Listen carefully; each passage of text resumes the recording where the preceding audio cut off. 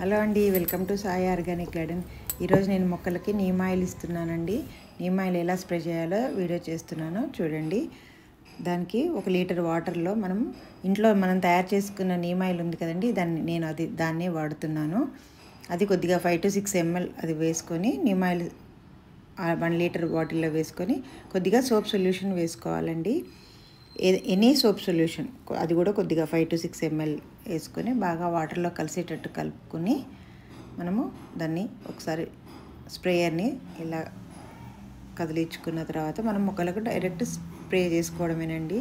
Mealybug చాలా ఎక్కువగా ఉంటే మాత్రం ఫస్ట్ దాన్ని వాటర్తో కడుక్కోవచ్చండి.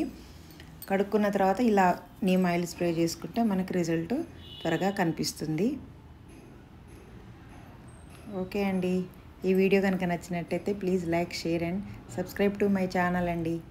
Thank you.